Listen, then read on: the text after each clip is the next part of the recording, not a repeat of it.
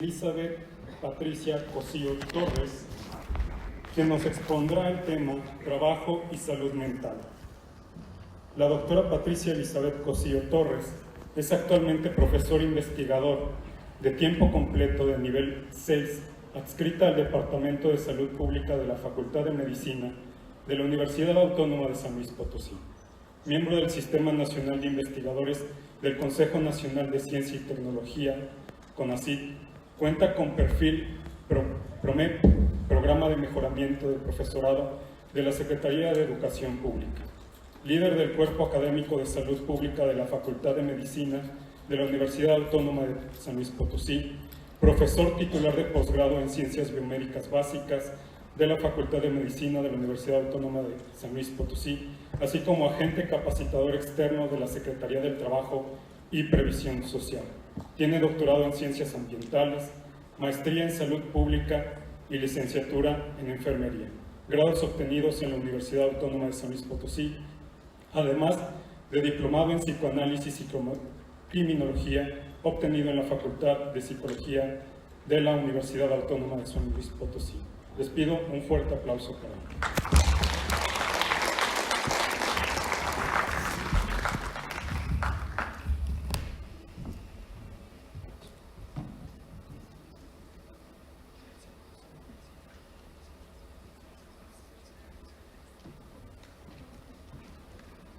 Muy buenas tardes. Muchas gracias a la Clínica Psiquiátrica por la invitación. Es un gusto estar aquí con ustedes compartiendo algo de cómo nos está afectando severamente lo que es el trabajo.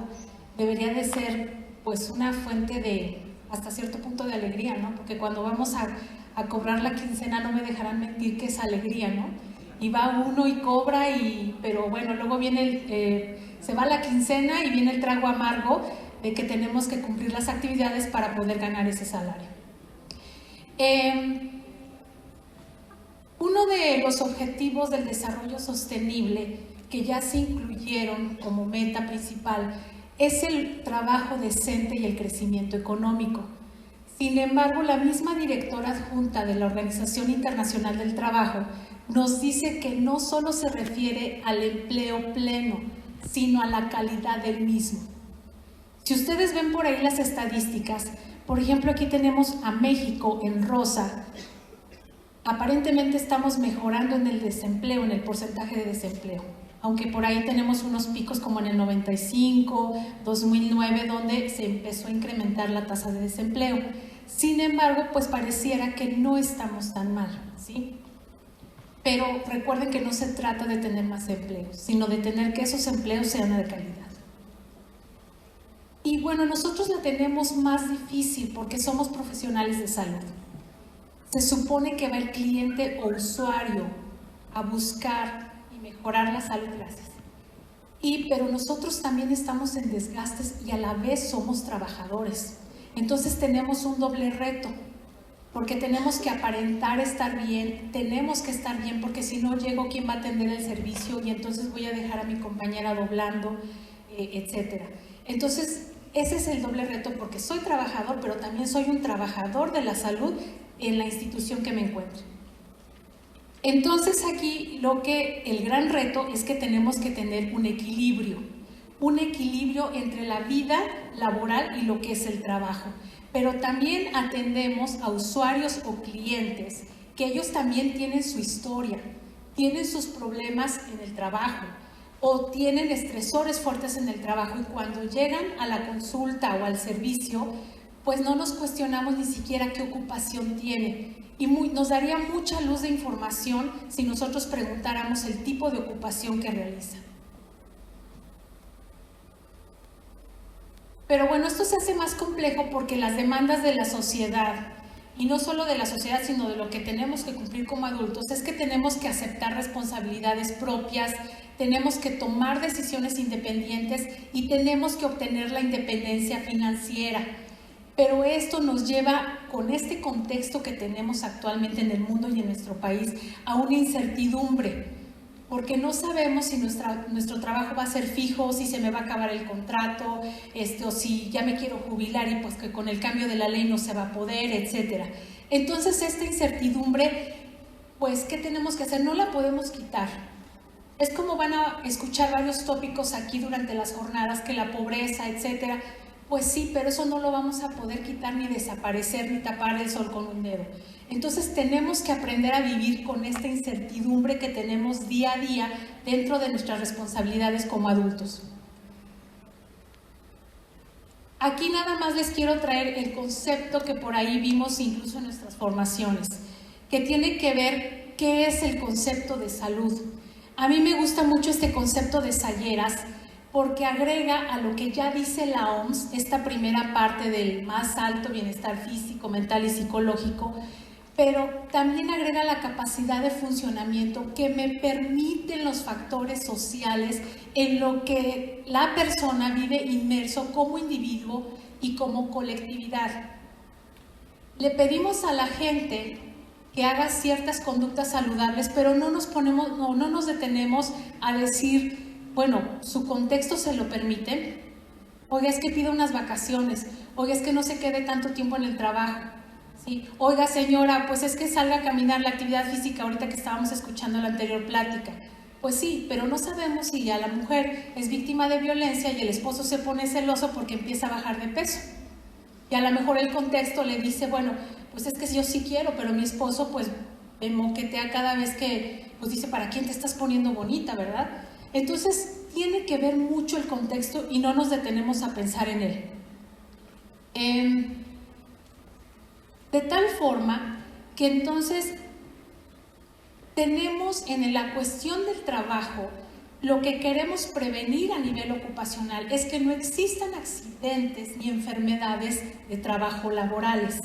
Entonces, aquí tenemos que en un ambiente de trabajo, estos elementos que tenemos aquí, es la ausencia o presencia de estos elementos lo que pueden ocasionar efectos o daños en la vida de un trabajador y que pueden tener permanentes daños o efectos o a corto plazo. Por ejemplo, tenemos los agentes físicos, químicos y biológicos que nosotros como personal de salud no estamos exentos.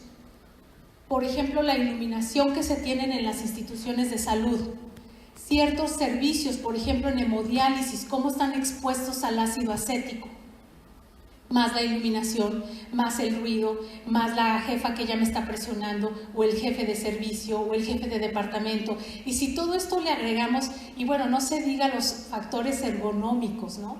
Estas cuestiones que también en el personal de salud afectan lo que es la postura.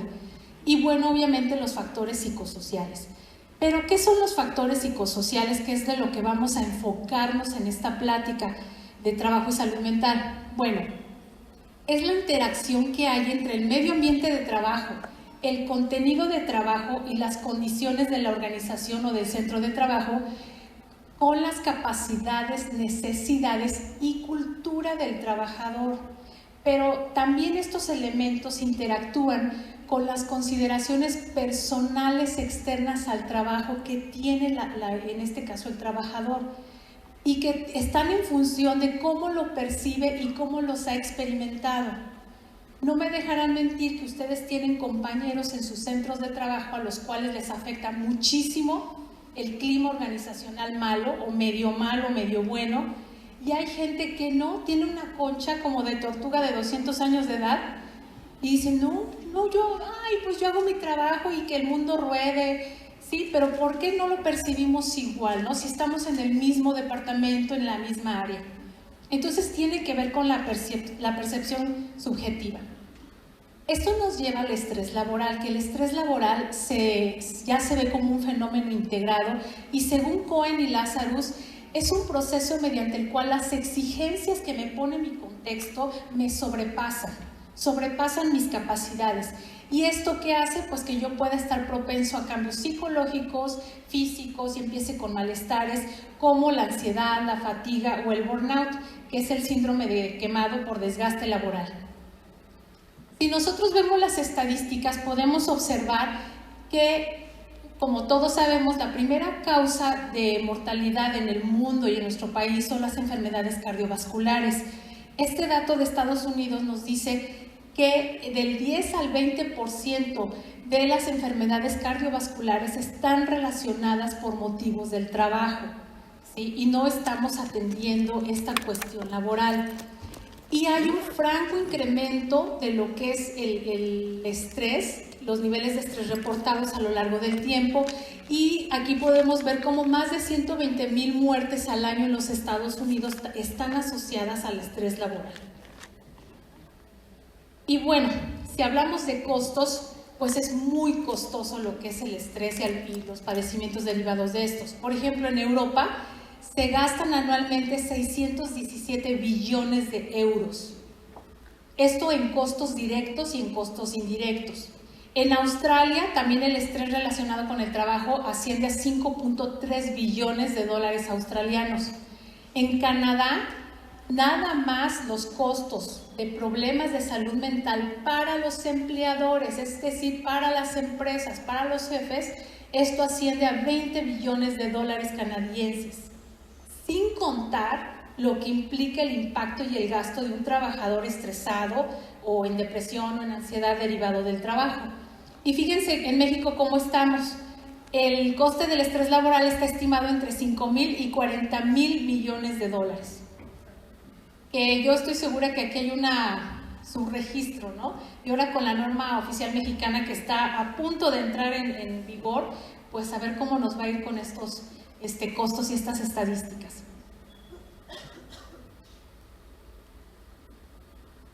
Bueno, ¿algún compañero ustedes han sufrido estrés? Levanten la mano rápidamente. Todos, ¿verdad? Prácticamente muy bien. Bueno, no, muy mal, o sea, está muy mal, porque si yo también me cuento de levantar la mano. Ok. ¿Alguien más o ha visto en alguno de sus compañeros, ha padecido violencia laboral?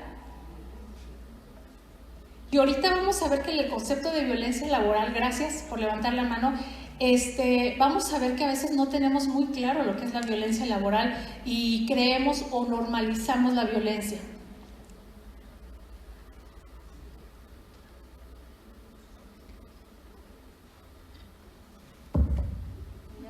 Voy a estresar Ok, acoso sexual en el trabajo, ¿sí?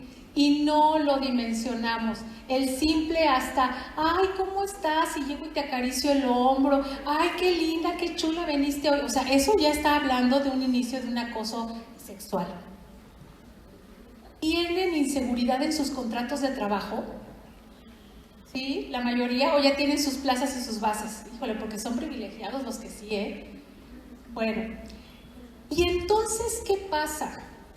Pareciera que con todo este escenario horrible, pues tenemos esta escena, ¿no? Como que el trabajador está defendiéndose del centro de trabajo de la institución y de la empresa, como si fuéramos a pelearnos como gatos boca arriba cada día para poder defender nuestros derechos.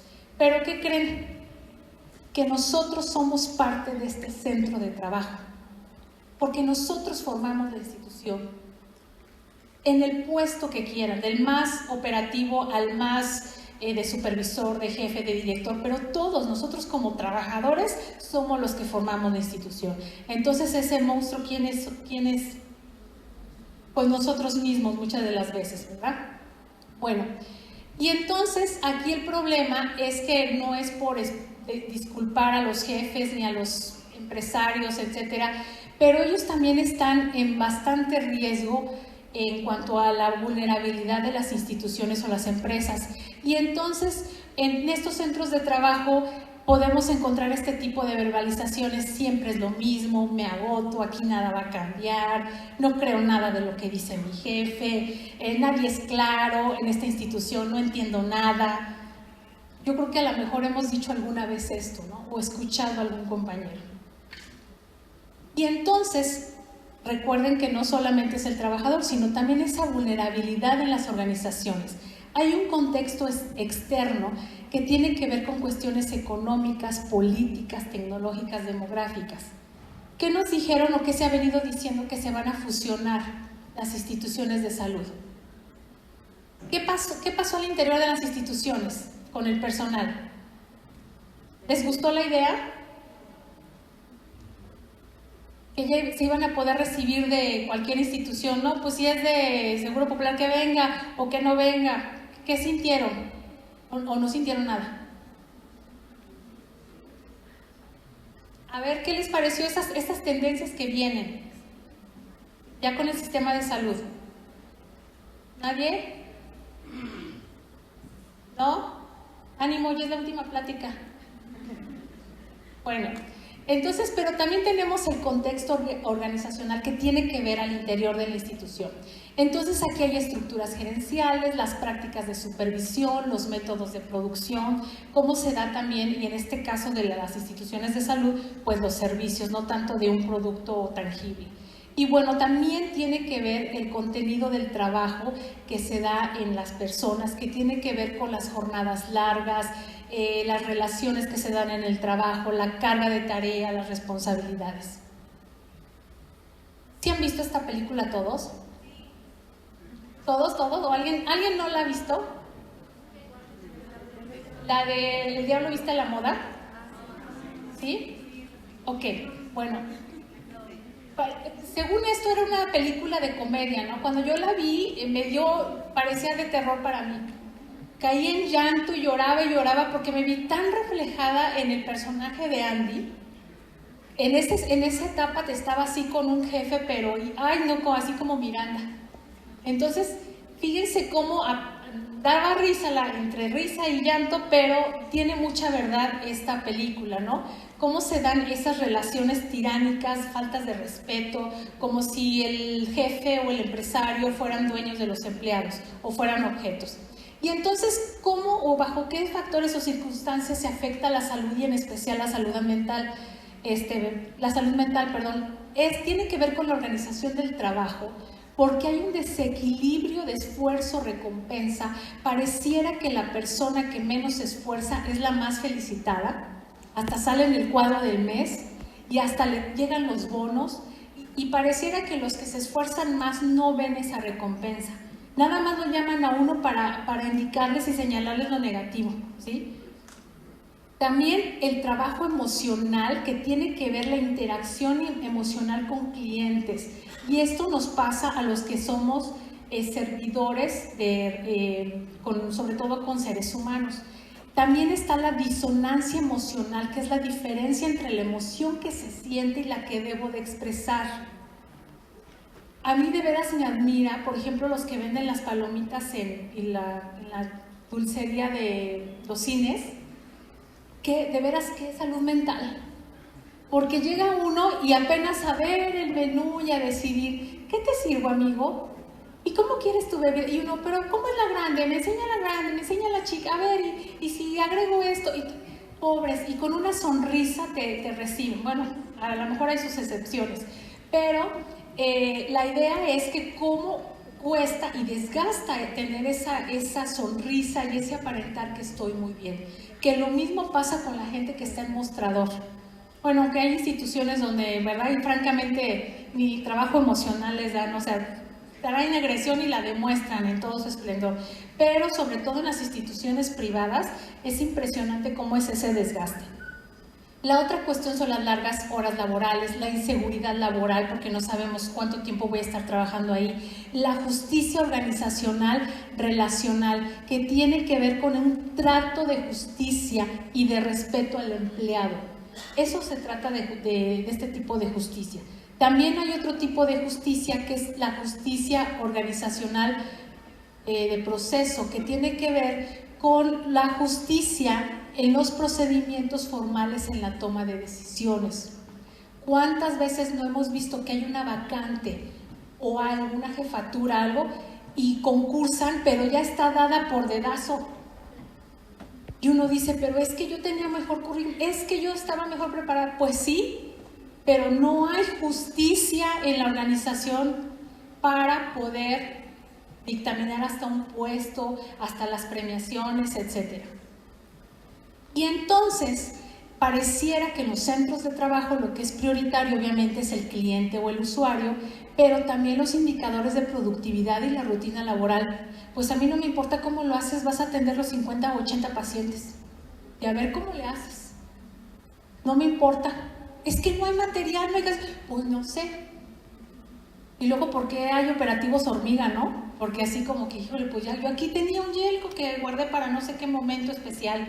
Pues ya llegó el momento especial, pero llega todos los días, ¿sí? Entonces, y obviamente le dan prioridad al desarrollo tecnológico y servicios. ¿De qué sirve construir más hospitales? ¿Cuántos hospitales no se han hecho en nuestro país y se quedan abandonados? Porque no hay para contratar personal. En muchos estados están así. Entonces, ¿de qué sirve traer la tecnología? ¿De qué sirve construir si al rato tiran lo que acaban de construir y vuelven a construir? ¿Sí? Entonces, ¿quién es el que está al último? ¿Quién creen que está aquí? Exactamente, el trabajador. Y el que menos importa en el centro de trabajo es el trabajador. Cuando muchas de las veces, no, todas las ocasiones y en todos los contextos, el trabajador es la pieza angular de los centros de trabajo. Y bueno, esto nos lleva también a que casi no hay líderes. Un buen líder se preocupa por la gente, pero también por cumplir la misión y la visión del centro de trabajo. ¿Y qué es lo que pasa con la mayoría de los disque líderes? No son líderes, son jefes. ¿Qué pasa con la mayoría? Les importa un cacahuate el trabajador y a mí, yo no sé cómo le haces, pero hay que cumplir los indicadores y el informe. ¿Qué ocurre en nuestro contexto? Les quiero platicar rápidamente un poco de evidencia de lo que hemos encontrado en las investigaciones. Fíjense que nosotros hicimos un cálculo de los años productivos de vida perdidos que se han dado en México desde 1990 hasta el 2012. En esta gráfica hemos trabajado, y aquí se ve mucho, en los menores de un año. Fíjense cómo desde 1990 los años productivos de vida han disminuido bastante. En términos económicos quiere decir que cuando una persona nace y hasta los 15 años representa un gasto para el país. De los 16 a los 45 años me generas ganancias, pero ya a partir de los 46 años ya otra vez generamos gastos para el país. ¿Sí? Entonces, esto quiere decir, fíjense aquí los de un año, pues ahí están todas las políticas que hemos hecho sociales, de salud, aquí se ven reflejadas. Este que les traigo remarcado, que es esta línea de los asteriscos, es la población de 20 a 29 años. Y fíjense, del 90 al 2012, ¿qué hemos hecho con la población joven y económicamente activa? Nada. Aquí está, y no me los inventé, ni los soñé, ni los aluciné, ¿sí? Son indicadores de las tasas de mortalidad de INEGI. Y fíjense cómo estamos empezando a tener un repunte en el 2009. ¿Por qué creen? Porque en el 2009, ¿qué tenemos? Tenemos dos eventos en el país. La influenza y ¿qué más? ¿Qué más? Sí, y sobre todo la violencia, alguien dijo violencia, ¿verdad? Del crimen organizado. Ha habido un aumento en las cuestiones de las tasas de mortalidad por homicidios. Entonces, fíjense, pues cabe cuestionarnos o plantearnos y ver hacia dónde vamos a dar los siguientes pasos. Y bueno, estos datos que les traigo son de población adolescente que trabaja y estudia. Estos datos son de muchachos de secundaria y de prepa que asisten a escuelas, ¿sí? Pero que también trabajan a su vez. Fíjense, si nosotros los recibimos como usuarios o clientes, fíjense, en esta población fueron 3,000 jóvenes aproximadamente. Más del 50% tiene problemas de salud mental, como síntomas de depresión, ansiedad, ¿sí? Y esto se midió por instrumentos validados. Y fíjense cómo un poquito más del 50% tiene conductas de agresión, delincuencia. Entonces, ¿qué clase de trabajadores nos están llegando o nos van a llegar? Ya sea como compañeros de trabajo o también nos pueden llegar como clientes o usuarios. Fíjense en cuanto a consumo de sustancias. El 43.8% consume alcohol, pero no allá de pues la copita de vino en Navidad, no, o sea, de que toman frecuentemente, y el 23.7 fuma. Este es otro trabajo que hicimos y está publicado en la revista de Universitarios Potosinos, que es de divulgación. Hicimos un estudio chiquito para ver el riesgo psicosocial laboral y el entorno organizacional de quién creen, de los trabajadores de la salud en las empresas que se encargan de la salud ocupacional y tienen puestos directivos. O sea, en manos de estas personas estamos en los centros de trabajo. Entonces fue un estudio que realizamos junto con la Delegación Federal de la Secretaría del Trabajo, y aquí en una muestra de 83 trabajadores que lo hicimos en marzo del 2018, más del 50% tenía su cargo personal y casi 88% trabajaba con clientes, quiere decir que tenían trabajo emocional. En su mayoría eran mujeres, estos trabajadores, y utilizamos las cédulas diagnósticas que vienen en la norma 035 de factores de riesgo psicosocial, que vamos a ver más adelante. Y si se fijan, esta muestrita resultó que casi 8 de cada 10 profesionales de la salud que se encargan de la salud ocupacional tenían un factor de riesgo medio, alto y muy alto de estrés psicosocial por el entorno laboral. Entonces, ¿cómo le vamos a pedir a este personal de salud que cuide a los trabajadores? Entonces, ¿quién va a cuidar de ellos? Y si lo vemos, esta clasificación por las categorías que marca la norma oficial mexicana, las actividades con mayor prevalencia de altas y muy altas fueron los factores propios de la actividad y la organización del tiempo del trabajo. Esto es un serio problema porque muchas de las veces tenemos el tiempo, pero el exceso del trabajo pues nos rebasa. Pero también está el otro lado. Ahora con el celular y las redes sociales se está dando mucho el presentismo, que voy a trabajar todos los días, soy un buen trabajador, pero me la paso en el celular en las redes sociales. Y luego ahí estoy como 15 minutos y luego sí, dígame a qué vino, y ya 2, 3 pacientes o 2, 3 personas y a ver otra vez, ¿sí? Entonces esto pues hace que la organización en el trabajo pues se vea más afectada. Si lo hacemos por las cuestiones de dominios de acuerdo a la norma oficial mexicana, vemos que los que tuvieron más altos puntajes desfavorables fue la jornada de trabajo, la falta de control sobre el trabajo y la carga de trabajo. Lo que me llama la atención aquí mucho es la violencia. Fíjense cómo apenas alcanza el 13% de porcentajes altos. ¿Ustedes qué creen? ¿Que sí será el 13% el 15%? Yo creo que hay un serio subregistro, o lo que pasa es que estamos normalizando la violencia y creemos que es normal.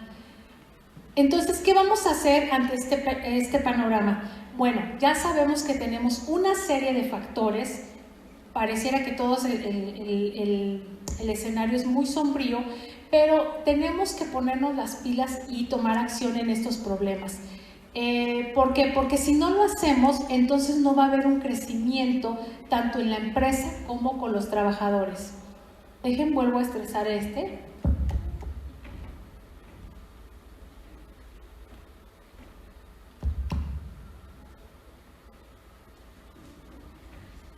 Ok, entonces aquí tenemos que tomar esas acciones porque si no, puede desaparecer la institución o la empresa. Fíjense que los chinos, en la palabra crisis, ellos la escriben, tiene una connotación muy padre porque es el wei yi y quiere significar el wei, no estoy diciendo malas palabras, peligro, y el yi como oportunidad. Entonces, ellos lo ven que las adversidades o todas estas cuestiones también significan no solo algo negativo, sino es una oportunidad para que podamos cambiar. Pero pues esos cambios pues sí nos van a costar bastante, y trabajo en equipo. Lo que tenemos como gran logro, pero gran logro, es la norma oficial mexicana que tiene que ver con los factores de riesgo psicosocial en el trabajo, identificación, análisis y prevención. Pero lo más padre es que a partir exactamente del próximo 23 de octubre entra en cumplimiento total. Sí, y ya esta norma estuvo 2 años como proyecto de norma y no se imaginan todo el pleito que era, obviamente por el sector empresarial, que esta norma se aprobara. ¿Por qué creen? Porque entonces ahora nos van a proteger, nos tienen que proteger del estrés laboral, de los factores psicosociales, y si no tienen un plan de manejo, son multas. Multas que si no tienes el plan y el programa van desde los 200,000 pesos hasta el $500,000 de pesos. Claro, si tienes un trabajador que te reporta y se le comprueba que tiene estrés laboral como enfermedad laboral clasificada o depresión, etcétera, no les quiero contar las multas a cuánto se van, y él aumenta la prima de riesgo de las empresas. Necesitamos organizaciones saludables, pero también necesitamos individuos saludables. Y bueno, aquí retomando la definición que ya veíamos, que esto tiene que ver con lo que el contexto me permita.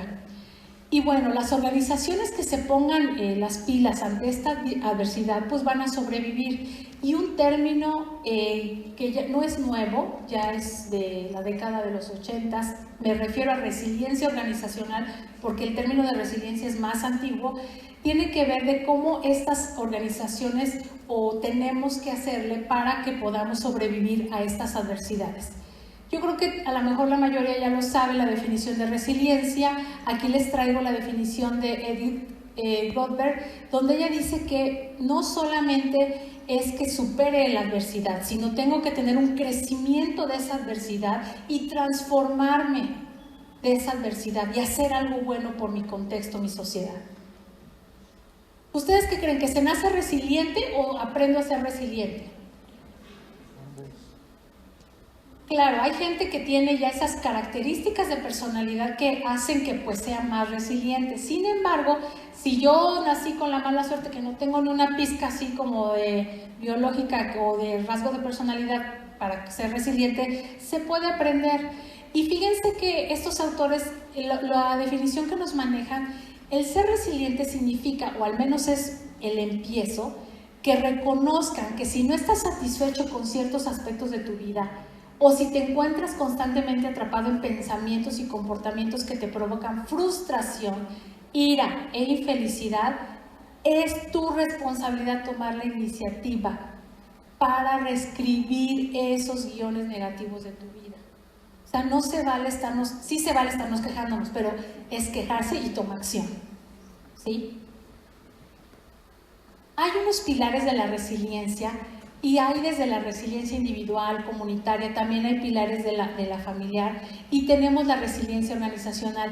Y esto habla que las instituciones o empresas deberían de tener estas 5 características: un clima de confianza, comunicaciones internas efectivas, identidad organizacional, el humor y la ética.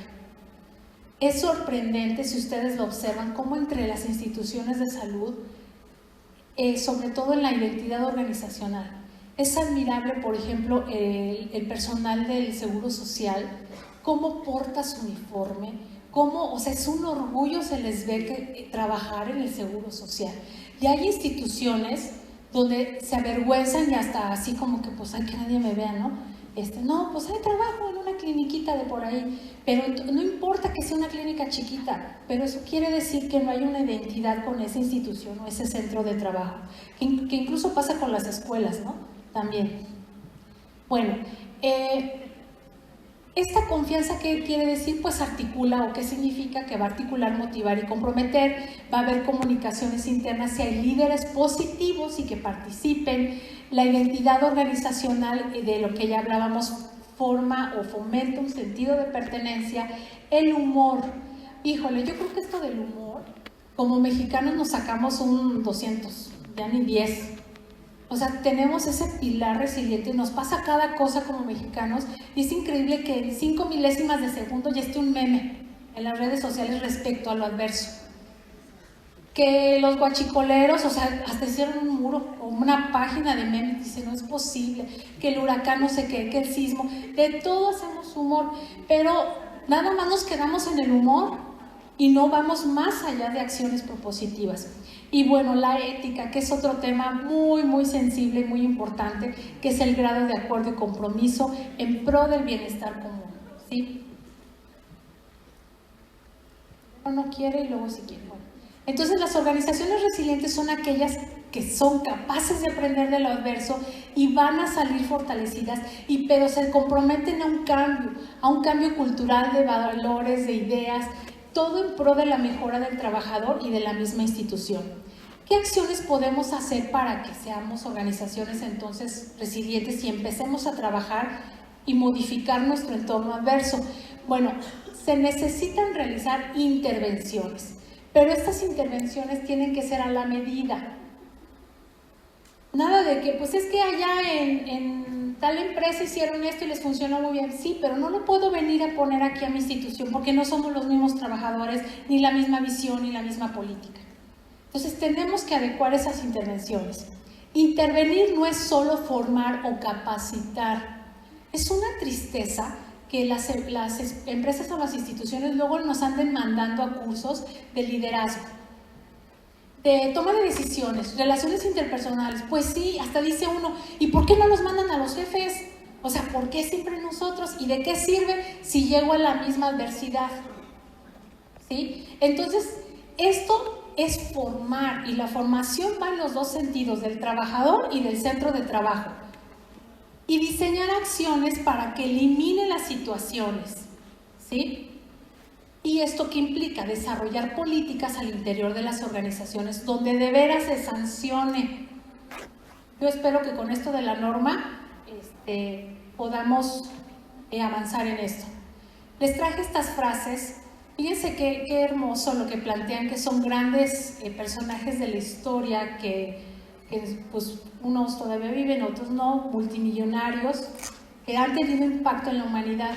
Fíjense lo que decía Henry Ford: solo hay algo peor que formar a tus empleados y que se vayan. Lo peor es no formarlos y que se queden en tu institución. Eso es lo peor. Pero fíjense qué mentalidad tan padre. O sea, es una inversión, pero una inversión padre. No importa que te vayas, pero vas a seguir funcionando bien aquí. Richard Branson, que es un inglés multimillonario, forma bien a la gente, dice, para que pueda marcharse, pero trátala mejor para que no quiera hacerlo. Que hasta uno dice, no, con gusto voy, porque también me dan las prestaciones y un clima organizacional en el que yo estoy contento. Y el último, Derek Bock: si crees que la formación es cara, híjole, pues prueba con la ignorancia, ¿sí? Eso sale más caro. Y bueno, ¿qué tenemos que, además de todo lo que ya hemos dicho? Pues hay que realizar esfuerzos, prácticas para el bienestar y la salud de los trabajadores, lo que se le llaman las palancas, fomentar las emociones positivas.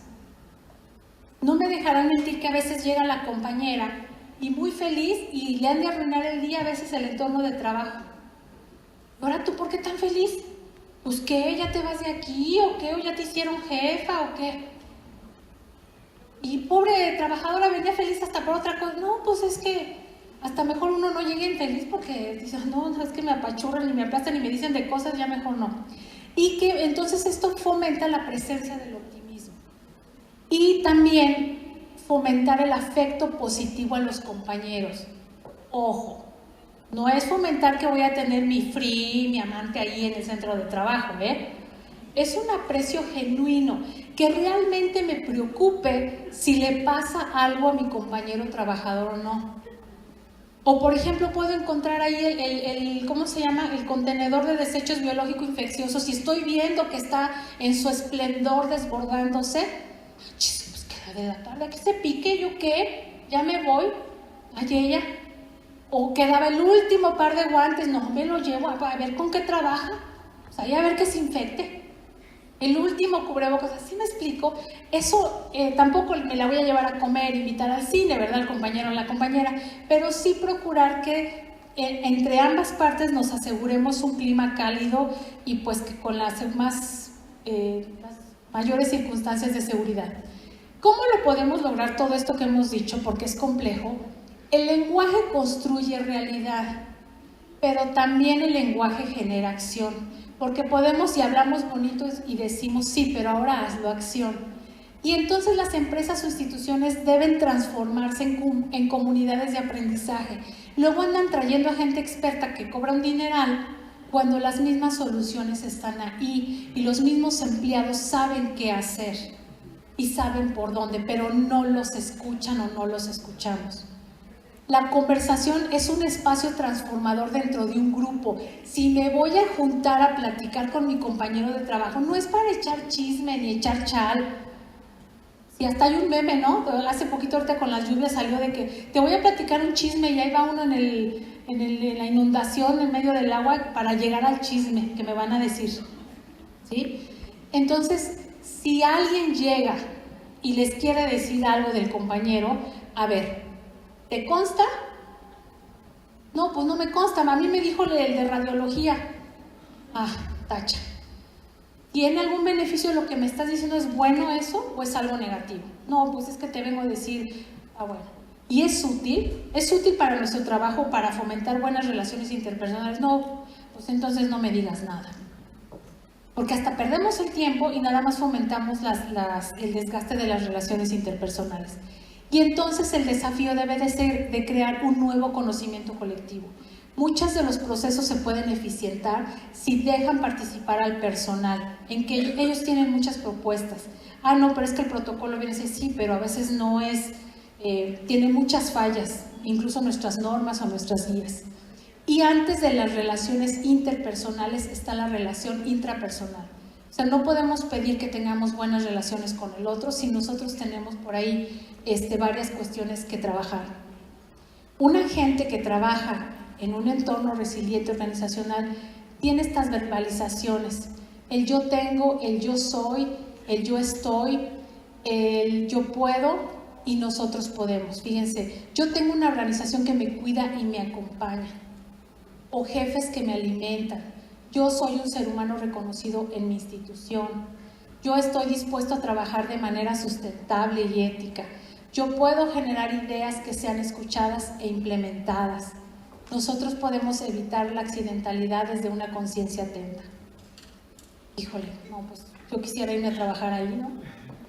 Si hay, es un centro de trabajo, o sea, los hay, sí los hay. Hay muchos corporativos a nivel mundial que están trabajando fuertemente en estos modelos y a través de esta metodología Giro, que fue propuesta o la ha desarrollado mucho la doctora Salanova, española, y se están obteniendo grandes logros. Por ejemplo, en el último congreso de la Federación Nacional de Salud en el Trabajo nos presentaban el corporativo de Procter & Gamble. Qué increíble cómo han aumentado su productividad, etcétera, y todo por hacer cuestiones sencillitas de veras preocuparse por el trabajador.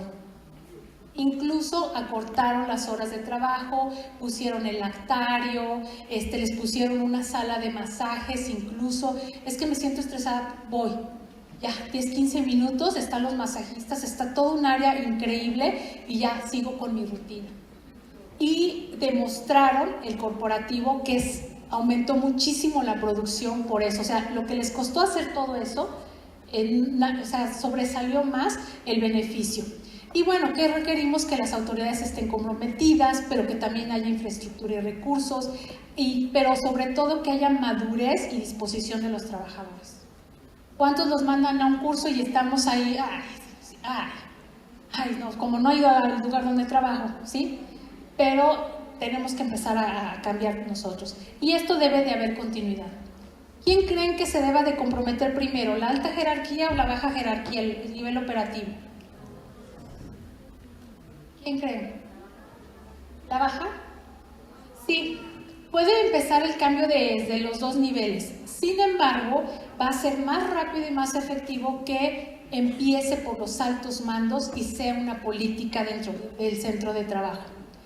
Y no hay que olvidar cada día que el éxito del trabajo debe provenir del deber cumplido y no de la autoridad que me confiere mi puesto o mi posición. Es decir, es que yo ya tengo éxito porque me hice jefa o jefe. No, es que tú ya tenías éxito, lo vemos al revés, ¿no? Como que necesito estar en el organigrama casi al margen del papel para sentirme que soy exitoso. No, cuando no importa lo que hagas, mientras lo hagas y lo hagas bien, eso es tener éxito. Porque si tú no estuvieras en esa institución o en ese servicio, no podría funcionar. ¿Cuántas veces pasa que el camillero no va a ir el único camillero? Y entonces nos damos cuenta del camillero, la importancia que tiene, o de cualquier persona. La autoridad no supone despotismo, ¿sí? La disciplina no justifica la injusticia. Y la dedicación no autoriza el abuso. Ay, es que eres un jefe y un departamento muy dedicado. Pues porque soy dedicado voy a abusar de los otros y ahora te sales también igual a las mismas horas de la noche que yo. No. ¿Sí? Y bueno, ¿qué quiero cerrar con todo esto? Tenemos que tomar acciones. Primero, porque ya está lo bueno que ya está de una manera legal. Pero bueno, las empresas van a pagar sus multas, va a haber sanciones, etcétera. Pero tenemos que trabajar por nuestra salud física y obviamente por nuestra salud mental.